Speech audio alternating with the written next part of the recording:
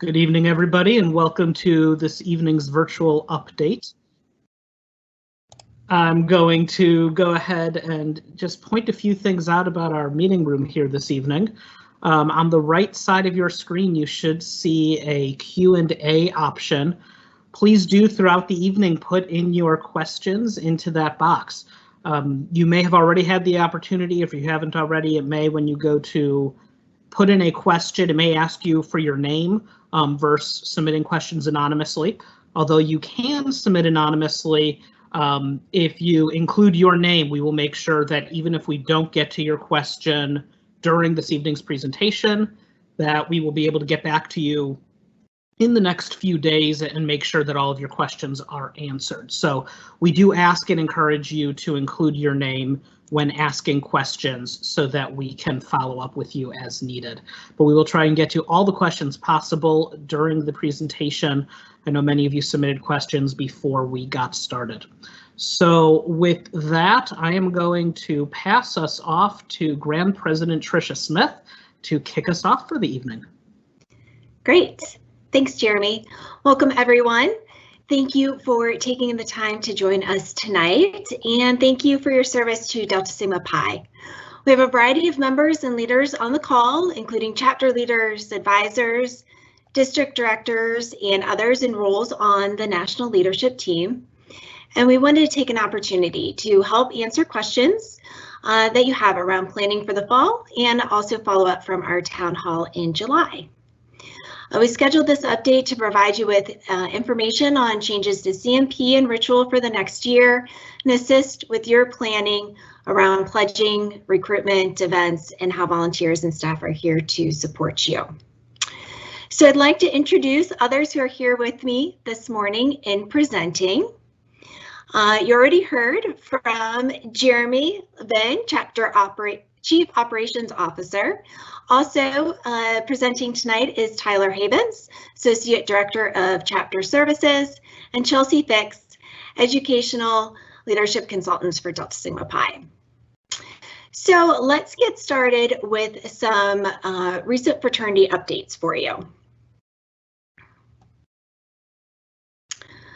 Throughout the summer, we've had a COVID environment task force working on scenario planning as we navigate through this virtual environment. The different groups within our task force are starting to wrap up their discussions and recommendations to the board of directors. But over the summer, these groups met regularly to review the different operational areas of Delta Sigma Pi, how they were affected by the pandemic and the environment that we're facing going into the next fiscal year. These groups have been made up of seasoned alumni, staff, collegiate members, and chapter advisors, and have been instrumental in providing evaluation and feedback to the board on our operations and helping our chapters set up best practices as we enter into the fall. Many of the changes and updates that chapter leaders have received regarding planning for the fall have come out of the research and review of these groups. So, virtual and socially distanced ritual. At a special board meeting called in July, the board of directors voted unanimously to invoke emergency powers and establish the usage of a virtual and socially distanced ritual that replaces the current ritual book. This applies to all ceremonies in our ritual book and is in place until the end of June in 2021. Additional information on our ritual will be provided further in this presentation. CMP adjustments. So also at the July meeting, the board of directors reviewed and approved recommendations that were made to us for adjustments to CMP requirements for the upcoming year. Communication has been sent out regarding these changes to all chapter leaders, and you can find the updates on the website and within the hub. But an overview of these changes include, for accredited chapter, lowering professional activity requirements to 6 events during the year, lowering community service activities requirements to 4 events throughout the year. For chapter recognition, suspending the no 90-day debt requirement to align with relaxed collection policies put in place this past spring, and lowered the completion requirement of optional items from 6 to 5 out of 8. And then for Chapter of Excellence, suspended the no 60-day debt requirement to align with, again, with those relaxed collection policies put in place this past spring. We have received questions around recruitment requirements. The ongoing expectation for all collegiate chapters is to actively recruit and have pledge classes this fall. And in tonight's presentation, we'll talk more about the pledge program as well as additional resources to help chapters adapt to various new recruitment scenarios. And fraternity finances. So as an organization, we are financially strong as we start into what will be an uncertain year for all organizations and institutions. And we're lucky in that as an organization, we have continued to be able to provide value for our members while also being fiscally responsible year over year to maintain a lower than average dues rate compared to similar organizations. We've received the question asking if fees or dues are expected to change. There are fees expected to change, and national dues are not expected to change. While we have reserves built to help offset some of our operating expenses, we will be providing much more resources for our chapters and members than we did even before the pandemic. Our dues are a significant part of paying for the continuing operations of the general fraternity and national headquarters staff and facilities, and all the resulting programs, activities, processes, overhead, etc. that are provided. Something to keep in mind is that dues don't cover non-overhead expenses such as lead, congress, or other events, or any local chapter expenses either. Now, at this time, to take us deeper into ritual, pledging, recruitment, etc., I'll turn the presentation over to Jeremy to provide additional information on what chapters should do now in regards to ritual this fall. Jeremy? Thanks, Trish. Appreciate it. So we're going to dig into a lot of those decisions and what it all means for the chapters. So I'm going to kick it off with a discussion of the new ritual. So as Trisha mentioned, the board did approve a new ritual to allow both virtual and socially distanced options for our chapters over the course of the coming year. Those new ritual, we'll call them books, are being produced currently. We're working tirelessly to get them edited, confirmed, make sure that everything is exactly as we need it to be. And we do anticipate distributing those this coming next week, the week of August 10th. Those will be distributed electronically, so there is no plan to produce physical ritual books. That also means that unlike with the new ritual, the gold ritual books that you received in the spring, there won't be any invoices to the chapter or fees to the chapter to receive the new ritual. These new rituals will be available through the website, and instructions and information on how to access those will be coming into your inbox, like I said, next week. In creating the new rituals, our ritual subgroup of the Pandemic Task Force, led by Claire Roberts, focused primarily on making sure that chapters can do the operations they need to in a safe manner.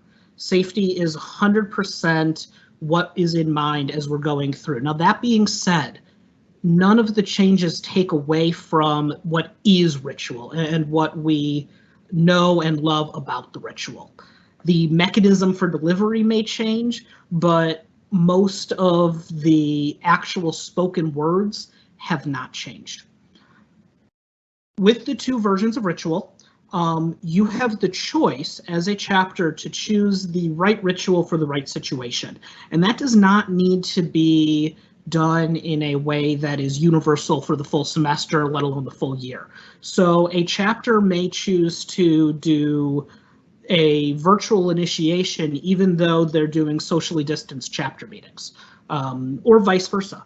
It's up to the chapter to decide what makes most sense for them in the given situation. You also may have some chapter meetings that are using virtual ritual, whereas other chapter meetings you're meeting in person and having socially distant ritual. You can move and switch in between as you need to. Now, for initiation, there is a requirement that central office staff must approve the use of your virtual ritual. Generally speaking, if you ask to use virtual ritual, it's going to be approved.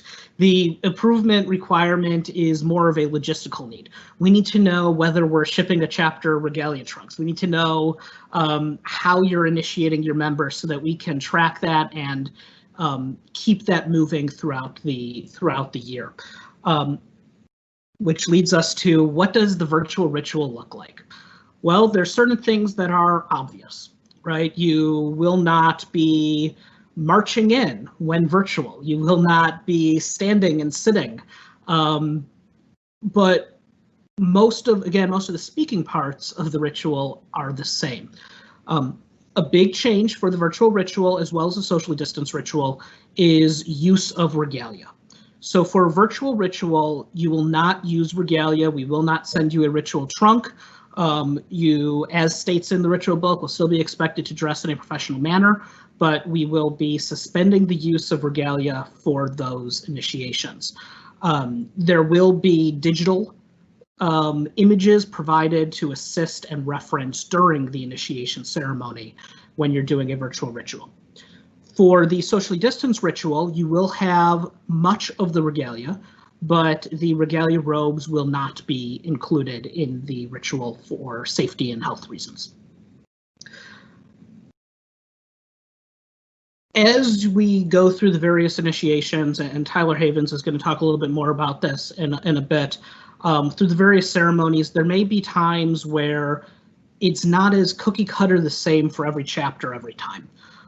Use of pledge pins, use of badges, these are things that there may be varying scenarios and situations when you're using the virtual ritual.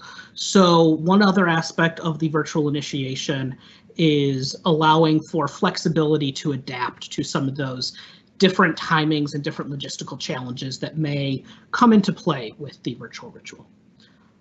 All in all, I feel confident that next week, when you get your hands on the new electronic ritual, you're going to feel very comfortable with it. You're going to feel that it is at home, so to speak, in that it will be what you're used to and what makes us all proud to be Delta 6.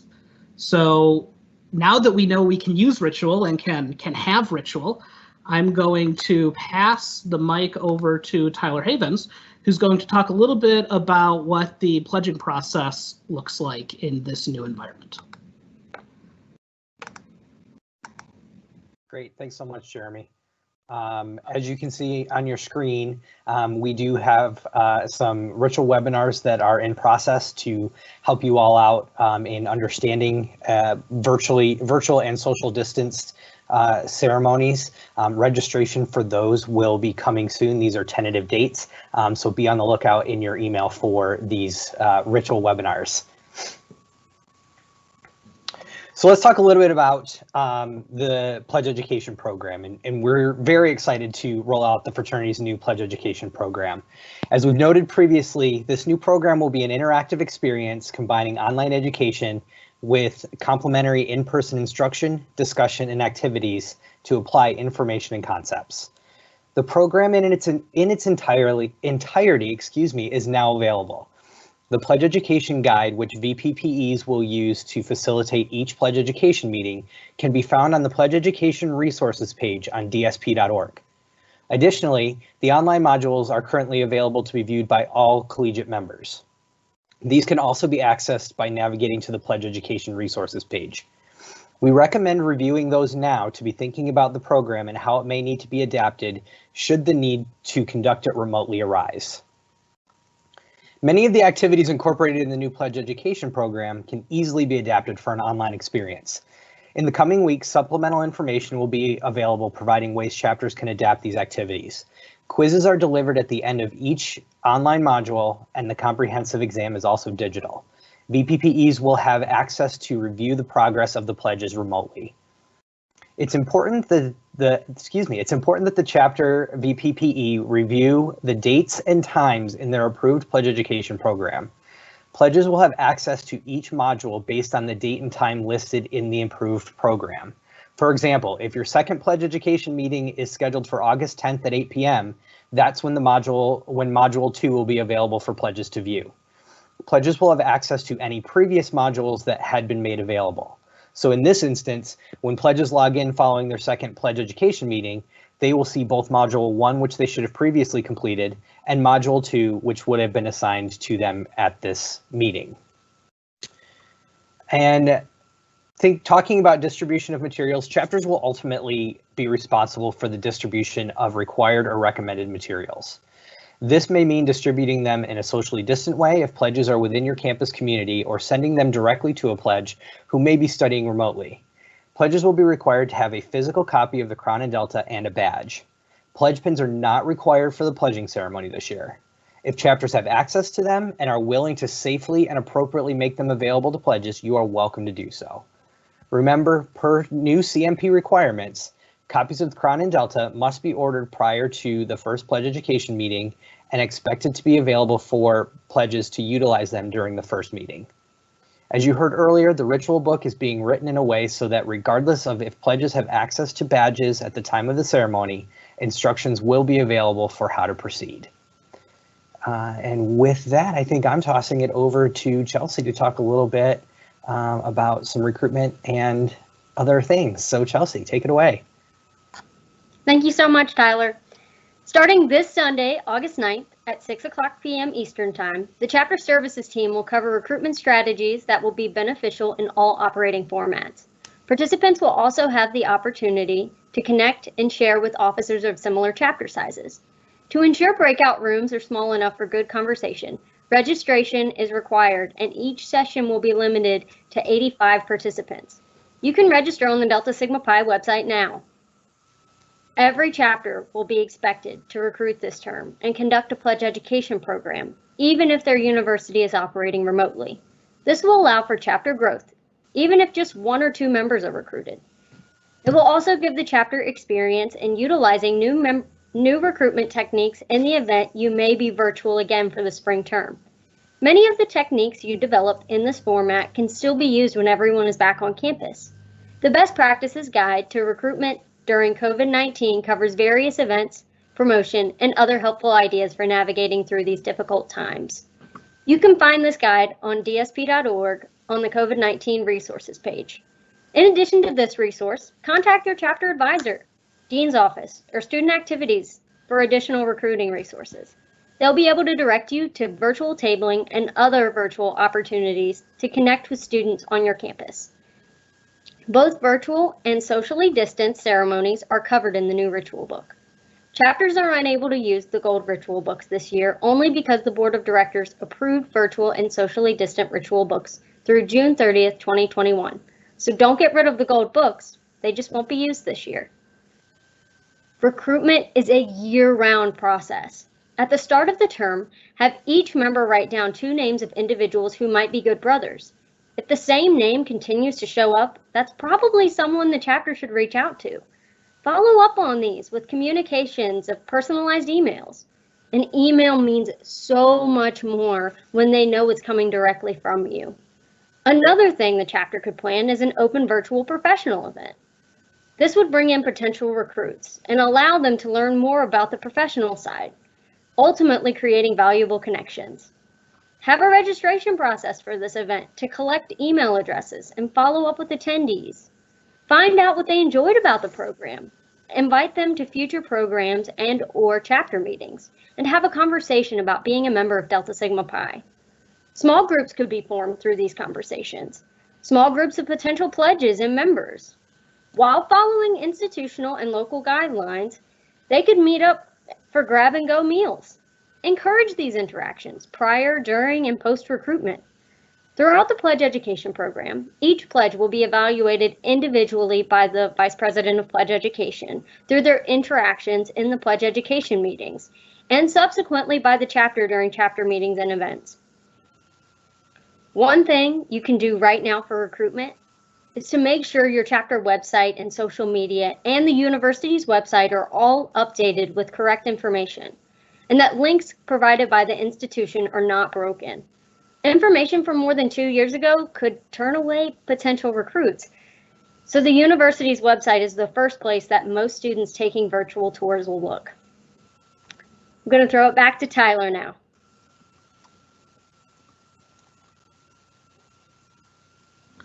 Actually, Chelsea, let's go ahead. I was going and to say, stick with no, you you're and still up talk there. about Sorry. events and engaging Definitely me. members. Awesome. Yeah, I would rather talk about that anyway.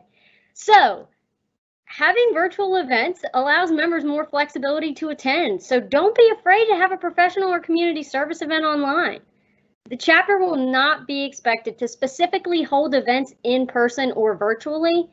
The main thing chapters should keep in mind for planning in-person events is everyone must follow local campus and town ordinances with regard to social distancing guidelines. Health and safety of your members and guests should be at the forefront of chapter activities.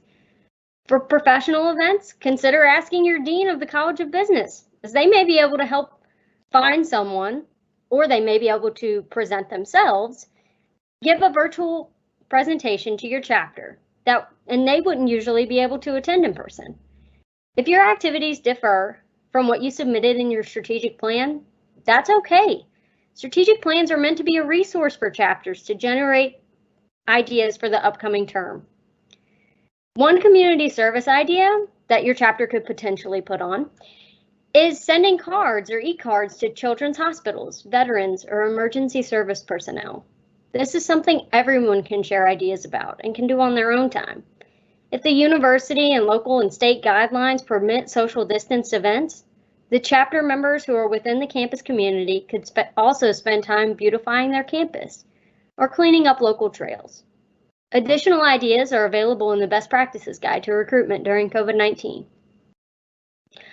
Along with community service and professional events, starting this year, a diversity event will also be a CMP requirement under the accredited tier. Diversity issues may arise during recruitment, pledge selection, the pledge process, among members and beyond. It's the responsibility of each and every member of Delta Sigma Pi to help promote diversity, equity, and inclusion in Delta Sigma Pi. If your chapter utilizes committees, they may be even more beneficial this year. They can still fulfill their roles formulating ideas and exploring possibilities of growth for the chapter.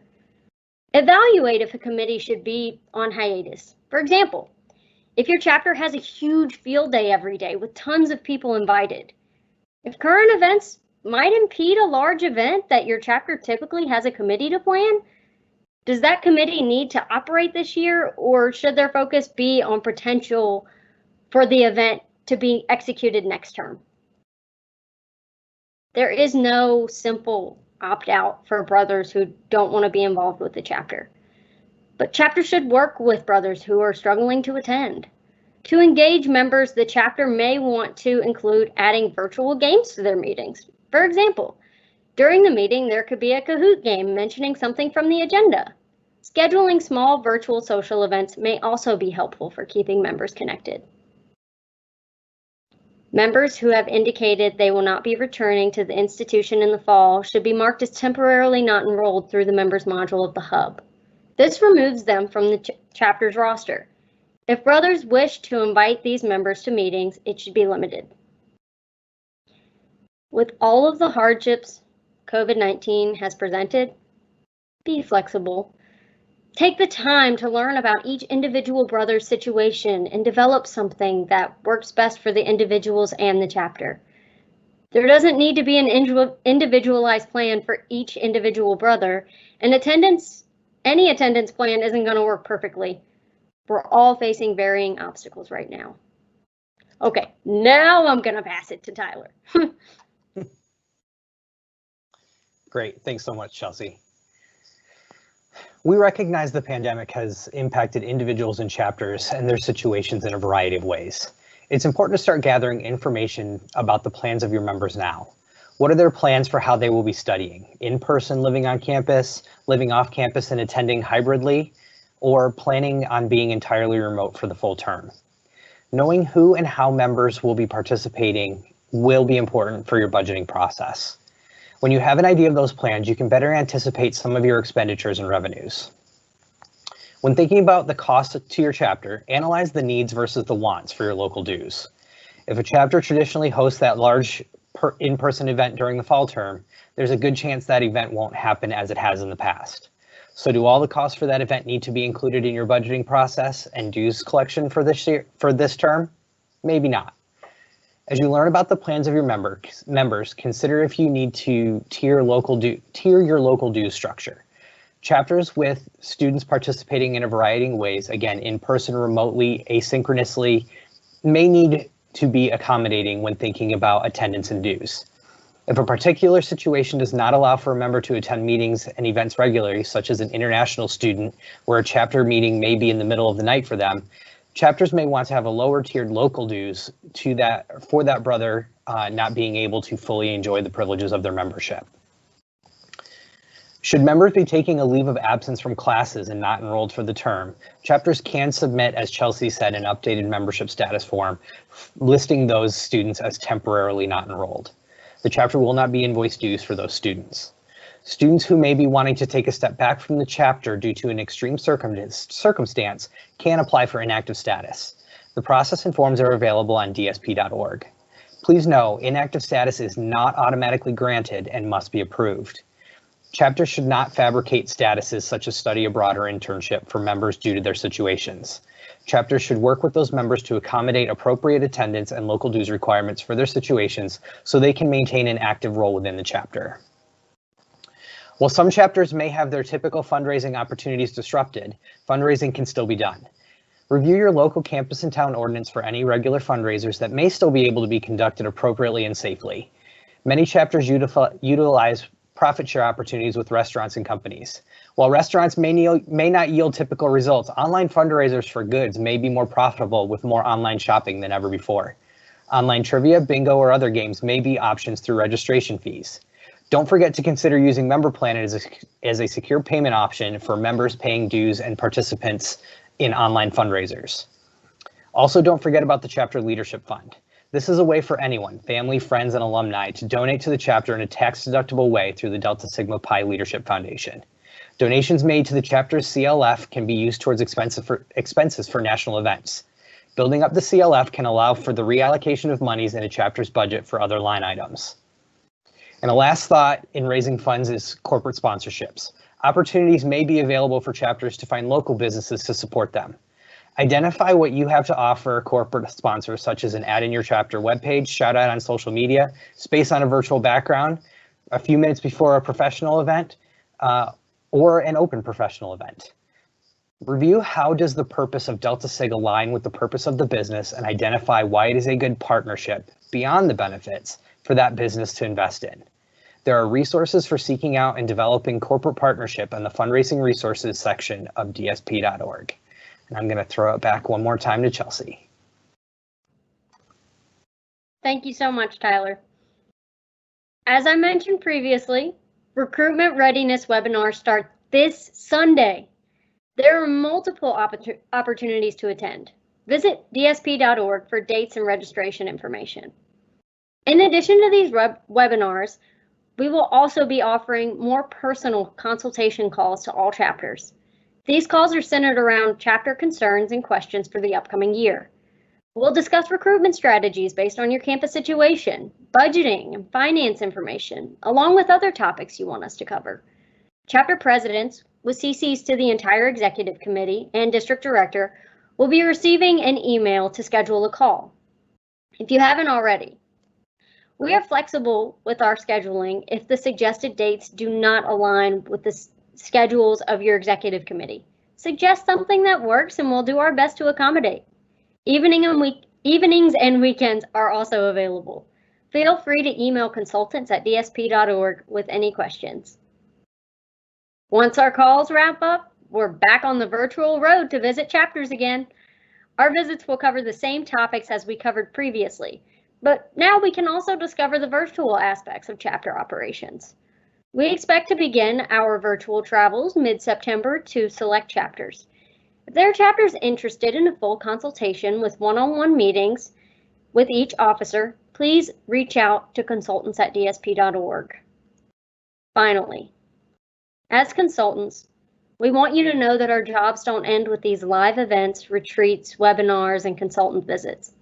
In addition to your district director, RVP, PVP, and chapter advisor, we're here to assist you as much as we can.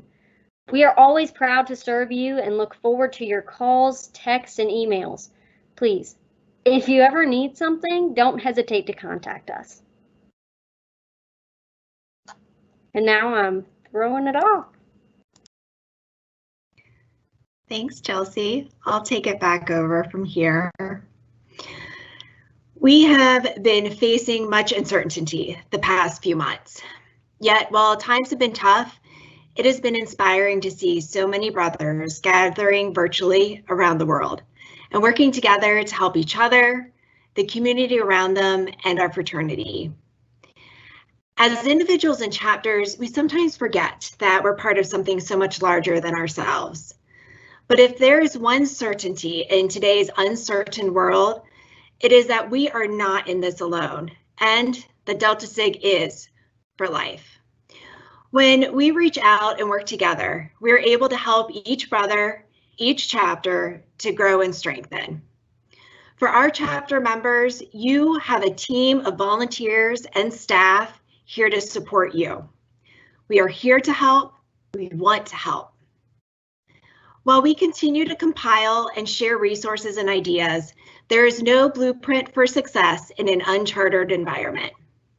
But we will work together, learn together, adapt together, and together ensure that our chapters and our organization remain strong.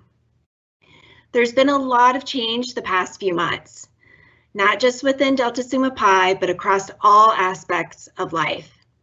And if there is one thing that I have learned these past few months, it's that change will continue. And so we need to be flexible and able to adapt as well. And by doing that and working together, we'll achieve our goals. I want to thank each of you for the compassion, mentorship, and guidance that you've shown throughout your leadership roles. Even though you are dealing with this national health emergency yourself and impacted personally and professionally, you've continued to be the support our chapters and members need as they've navigated through this difficult time.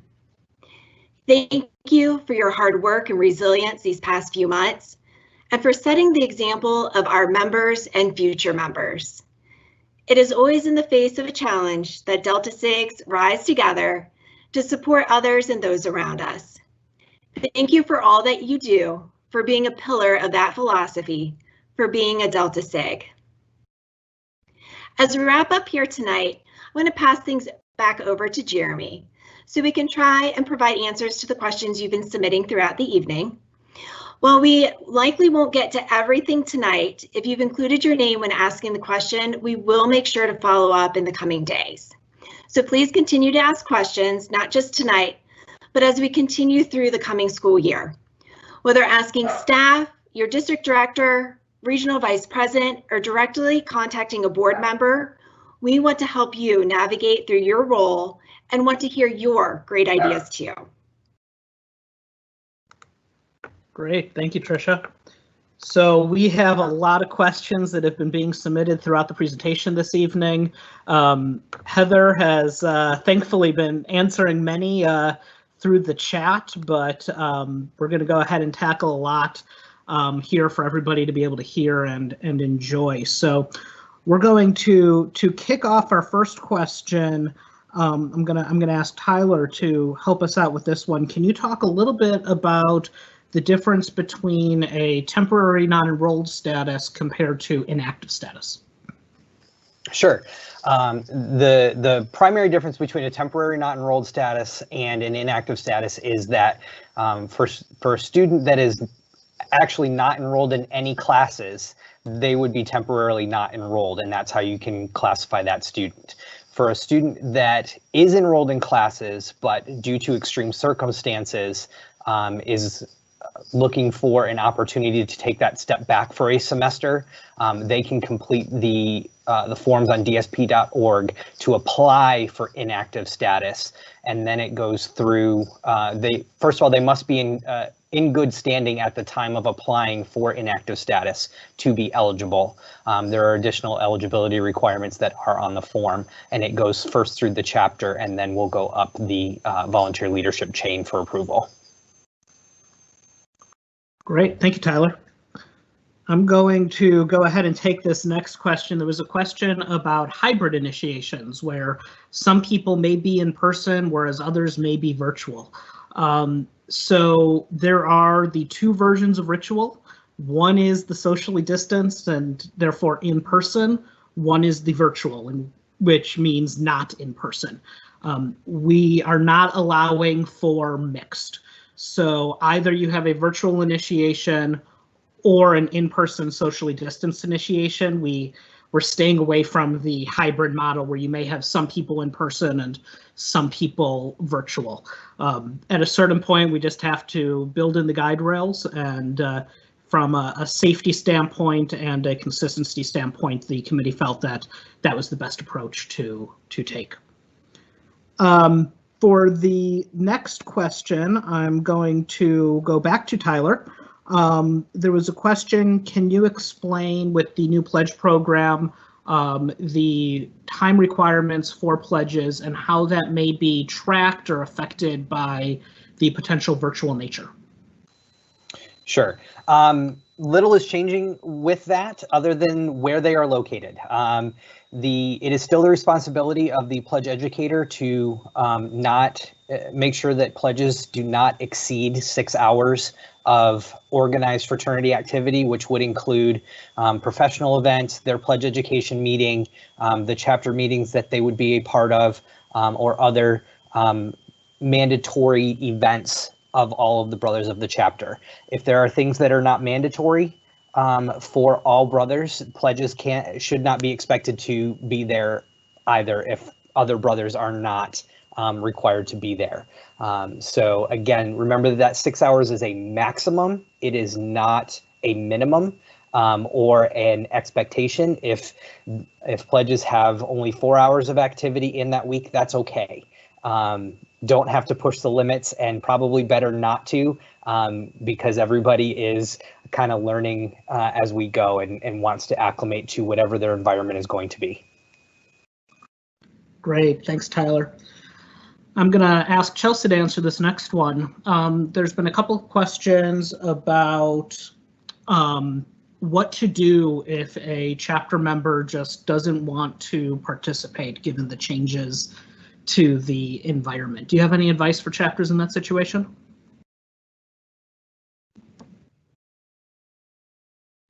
I had trouble unmuting.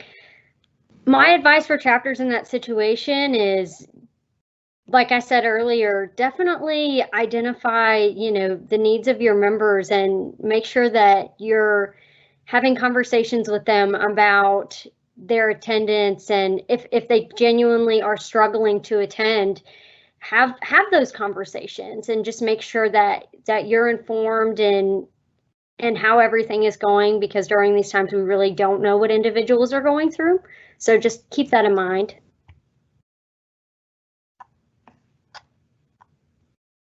Great, thanks, Chelsea. Tyler, can you talk a little bit about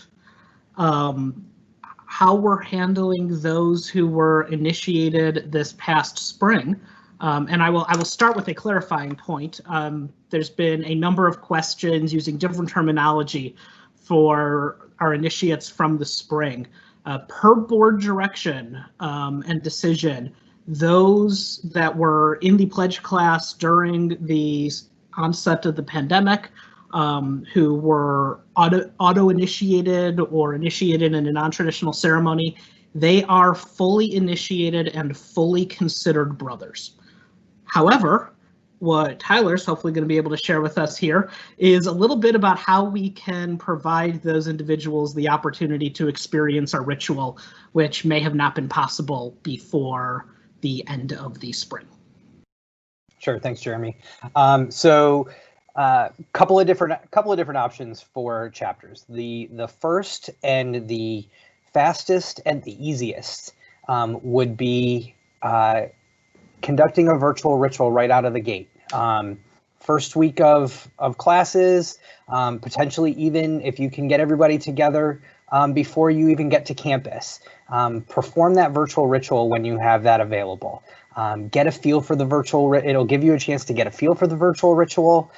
It will have the spring initiates up to speed when it comes to entering rooms and opening and closing of meetings. And that is probably the quickest and easiest way to do that. If you are looking to do a socially distanced ceremony at the beginning of the term, you will first need to coordinate with central office to get what regalia we are using. So you will want to email regalia@dsp.org to schedule that shipment. But it would, plan on that being a week or two into your term. So in the meantime, if you want to get them up to speed, you can do that virtual ceremony. Thanks, Tyler. Appreciate that one. Tricia, I'm going to ask you to address this next question. There was a question about how regalia fees are going to be handled for the fall, particularly for those who are doing a virtual ritual and therefore not using regalia. Yeah, that's a great question. So for fall, the current recommendation is to not charge anyone regardless of the type of initiation. So whether you chose virtual or the socially distanced option.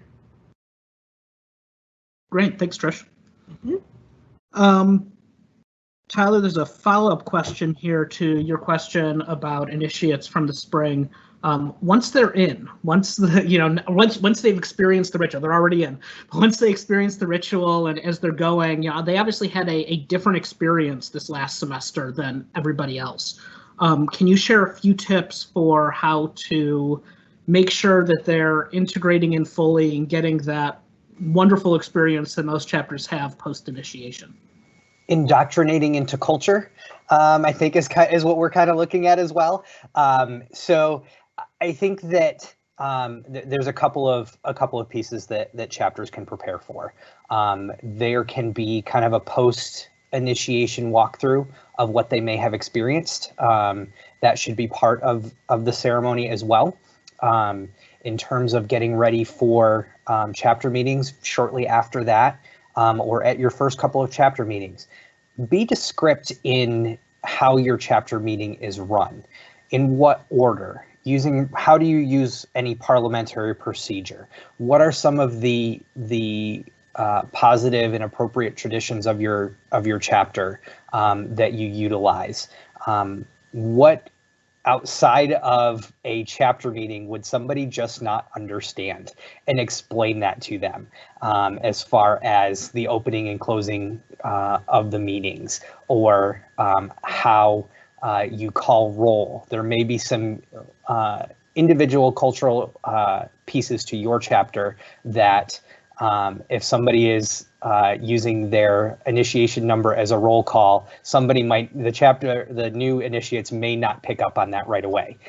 So you may need to kind of clue them into some things like that. Awesome, thank you, Tyler. I have a question here. I'll go ahead and take this one. So the question is for chapters doing a socially distanced ritual, since the ritual book is being provided electronically, how are they supposed to handle that? Should they be printing it out or using a tablet or a laptop in their hands? What's the protocol? So the short answer is memorized ritual is always ideal. And you will find when you see the new ritual next week that the spoken words are incredibly similar to what you've already memorized for your initiations last year.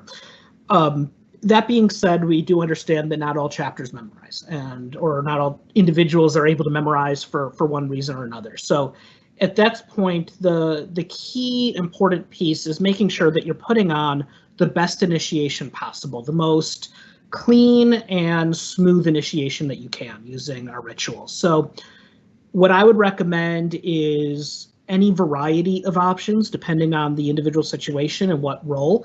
It may be taking some individual printing certain pages of the ritual and putting it in a black folder or a padfolio or something that is reasonable to provide a clean look. Another option is absolutely just professionally holding a tablet or whatever may be available for the individual.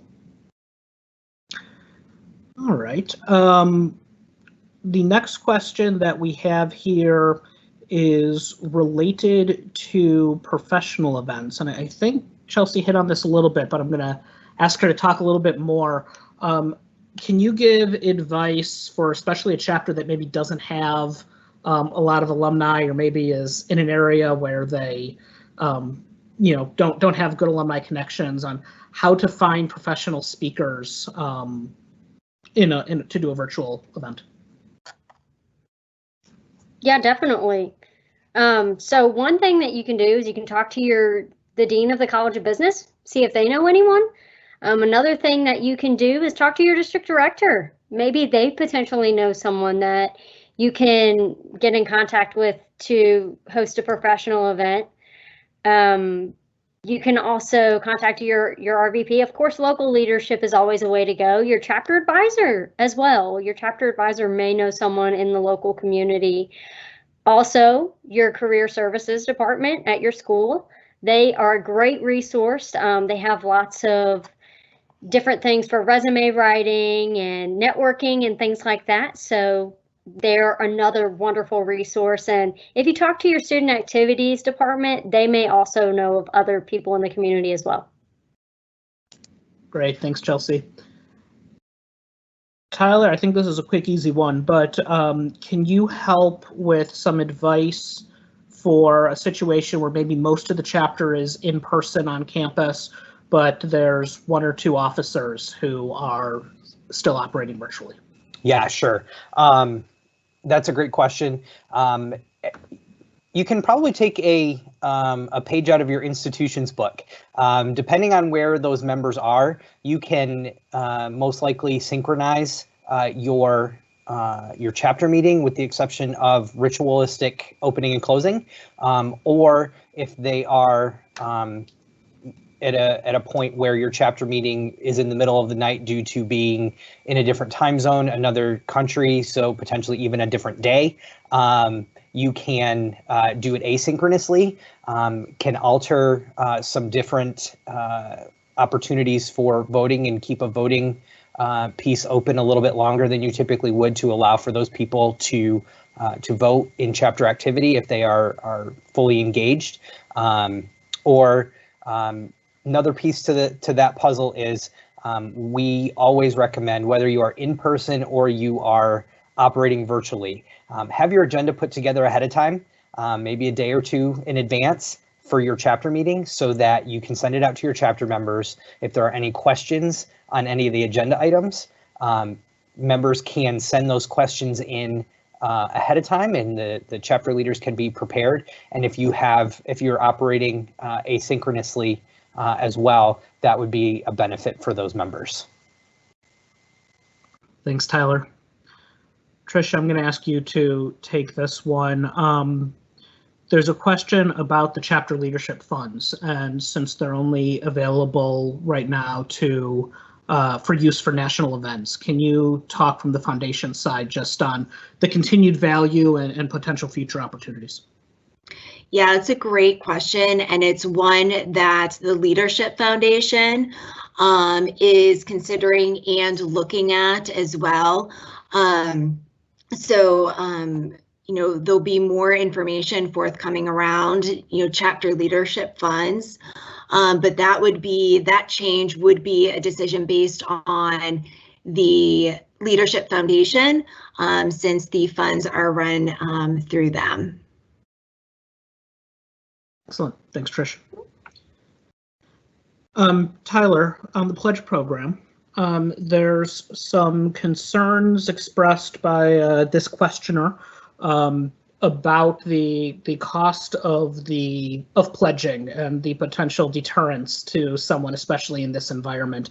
Can you talk about how to explain and share value of that expense? even when we're in a virtual world. Sure. So there are some baseline expenses. As you all know, the Crown and Delta is a required piece to the Pledge Education program, and it is an interactive piece to the Pledge Education program. Even if you are operating virtually, it is expected that pledges do have a physical copy of the Crown and Delta. So that is part of the cost. Initiation fees and badge fees.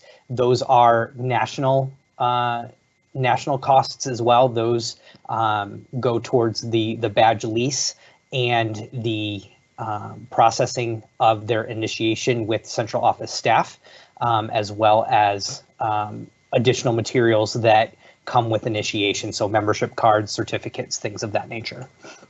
The additional local fees are ways that the chapter can, if the chapter can supplement those and make that a little bit more cost effective for pledges, that is a great opportunity. Not everybody is operating in a virtual nature, and so there may be some needed supplies. Some of those costs, if your chapter is not utilizing things like a Zoom account, that can be utilized towards a Zoom account specifically for Pledge Education meetings. So as Pledge Education meetings are expected to run about 60 minutes, the free version of Zoom I think runs 45 minutes. So using some of those local Pledge Education fees towards an appropriate appropriate platform for your pledges could be something that is appropriate as well.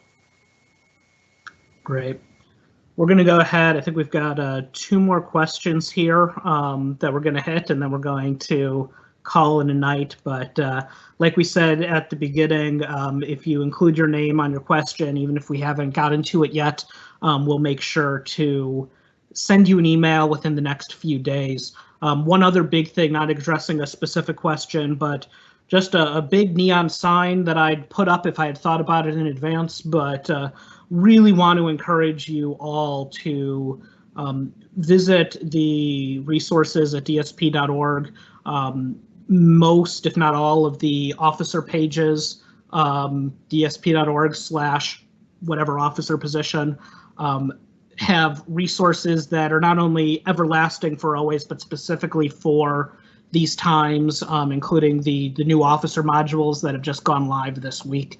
But also, if you go to dsp.org/coronavirus, that is our page where we have, since the beginning of the pandemic, been providing regular updates on what's happening and what's going on. And there's a number of resources, and seems like growing by the day number of resources being linked there that the task forces and other volunteers and staff have put together specifically to help guide you.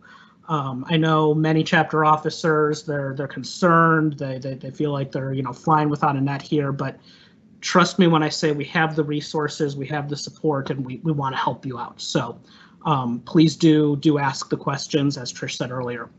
Like I said, 2 more questions. One that I will answer is, when will we know more about lead events? I know a lot of people are very excited about the virtual lead school this fall. And I can tell you that you should probably be expecting some exciting news around that within the next couple of weeks, if not even sooner. There's a lot of plans coming together very quickly, and we're excited to share those with you. So hang tight just a little bit longer, but there are plans in the works. We are going to have a great event, and you should be excited about that. The other last question that we have here that I'm going to ask Tyler to address for us is if you can talk about just briefly what happens if a chapter does everything right, they recruit hard, they're doing everything they can, but they just can't find the right tools, or the right methods, I should say, and can't find a way to recruit in this virtual environment and don't end up with a pledge class. What does that mean for them? So I think my hope is that we are going to provide you with all the tools that we can, even if your numbers this term may look a little different in terms of number of pledges. If you are used to having a 30-person new member pledge education class, it could be 20, right? I think one of the biggest tools, and Chelsea hit on this a little bit earlier, and is something that we preach as good practice regardless, is having that list of a list of 2 or 3 people from each one of your members. That shows that there is some type of connection to the individuals in your organization, and individuals that have a connection to the chapter and the people. Even if you get 1 or 2 individuals to join, it's allowing you to practice and find out what's working and what's not working when it comes to your online recruitment strategies. Learn from the individuals that you had been recruiting and just it wasn't the right time for them, or it wasn't a right fit right now for them. What worked? What got them interested? Because somewhere along the line, you're going to have individuals that are interested. And if you can at least ascertain what it is that got them interested and how your recruiting techniques worked, or how you could do better, or things that just didn't work at all, and you can not utilize those in the future, whether we're all able to come back together in the spring, or if you need to extend in this virtual environment throughout winter or spring terms. Learn from the opportunities, and find out what's working and what's not working. Excellent. Thank you, Tyler. Well, I'm going to go ahead and pass it back to Tricia to close us out for the evening. Thanks, Jeremy. Thank you, Tyler. Thank you, Chelsea. And thank you, everyone, again, for your great questions this evening. The world is changing daily, and we are so thankful for our members. The past few months have been unprecedented, as we all know. And I know that your chapter members appreciate your leadership, guidance, and support as they are navigating through this uncertainty. So thank you again for your active participation tonight. Keep asking the questions and using your district director, your chapter advisor, your regional vice president, and our staff as resources and your network. And we'll continue sharing with you information and resources to support you and your chapter. Thanks, everyone.